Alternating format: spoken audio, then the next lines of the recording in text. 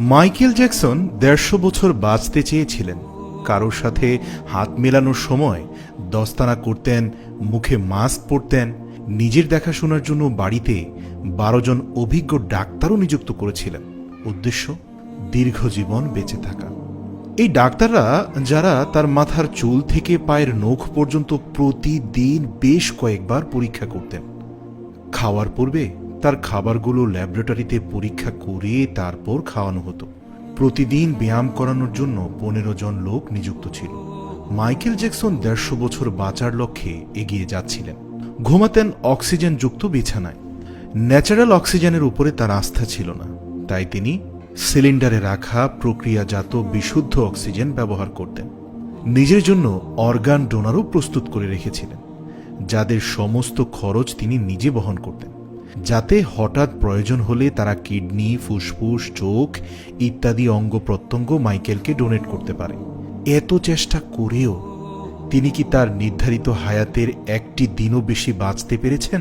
এর উত্তর না, হেরে গিয়েছেন, তাও মাত্র ৫০ বছর বয়সে। ২৫শে জুন ২০০৯ সালে তার হৃৎপিণ্ড স্তব্ধ হয়ে যায়। নিজের ঘরে থাকা ১২ জন অভিজ্ঞ ডাক্তারের কোনো চেষ্টাই তার কাজে লাগেনি। লস অ্যাঞ্জেলস ও ক্যালিফোর্নিয়ার সমস্ত ডাক্তার একসঙ্গে চেষ্টা করেও তাকে বাঁচাতে পারেনি। জীবনের শেষ ২৫ বছর ডাক্তারের পরামর্শ ছাড়া এক পাও চলতেন না।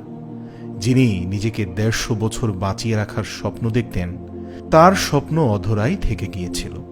মাইকেল জ্যাকসনের অন্তিম যাত্রায় লাইভে ২.৫ মিলিয়ন লোক খবর সরাসরি দেখেছিলেন, যেটা পৃথিবীর ইতিহাসের সবচেয়ে বড় লাইভ টেলিকাস্ট। তার মৃত্যুর দিন অর্থাৎ ২৫শে জুন ২০০৯ সালে দুপুর ৩টা ১৫ মিনিটে উইকিপিডিয়া, টুইটার, ইনস্টাগ্রাম এবং মেসেঞ্জার বন্ধ হয়ে গিয়েছিল। গুগলে ৪ লাখ লোক একসাথে মাইকেল জ্যাকসনকে সার্চ করেছিলেন। অতিরিক্ত সার্চের কারণে গুগলের ট্রাফিক জ্যাম হয়ে গিয়েছিল। প্রায় ২.৫ ঘন্টা গুগলের সকল কাজ বন্ধ ছিল। মৃত্যুকে চ্যালেঞ্জ জানাতে গিয়ে সেই চ্যালেঞ্জের কাছে নিজেই হেরে গিয়েছিলেন। সাজানো পৃথিবীর সাজানো জীবনের মায়া ফেলে সাজানো মৃত্যুকেই তিনি আলিঙ্গন করেছিলেন। কিসের অহংকার, কিসের গর্ব? ২ দিনের এই জীবনে একদিন শূন্য হাতে খালি পায়ে পৌঁছে যাব মহান রব্বুল আলামিনের কাছে। একবার একটু ভেবে দেখা যাক, দামি বাড়ি, দামি গাড়ি ও বিলাসবহুল বিয়ে দেখিয়ে কাকে আমরা ইমপ্রেস করছি? জীবনের প্রতিটি মুহূর্তে কেন আমরা পশুর মতো খেটে যাচ্ছি? আগামী কয়টা প্রজন্মের জন্য খাওয়া দাওয়া, লালন পালনের ব্যবস্থা করে যাব? একবার প্রশ্ন করুন তো নিজেকে। কি মনে হয় আমাদের সন্তানরা রোজগার করতে পারবে না, তাই তাদের জন্য অতিরিক্ত সম্পদ জমানোটা কি এতই দরকার? আমরা অর্থ উপার্জনের সাথে সাথে জীবনের আনন্দ কি খুঁজে পাচ্ছি? এর উত্তর হবে না, না, না। ভাবতে ভাবতে হয়তো আমাদের অনিদ্রা কিংবা হার্ট ব্লক হয়ে যাবে। নিজের আনন্দের জন্য আমাদের সময় ব্যয় করা উচিত। নিজের ভবিষ্যৎ আখেরাতের সামানের জন্য আমাদের সময় ব্যয় করা উচিত। ধনী হওয়া অপরাধ নয়, কেবল অর্থের জন্য ধনী হওয়া অপরাধ। এবার জেনে নিন, আপনার, আমাদের সবার মালিক, সবার প্রভু মহান রব্বুল আলামিন তিনি কি বলছেন।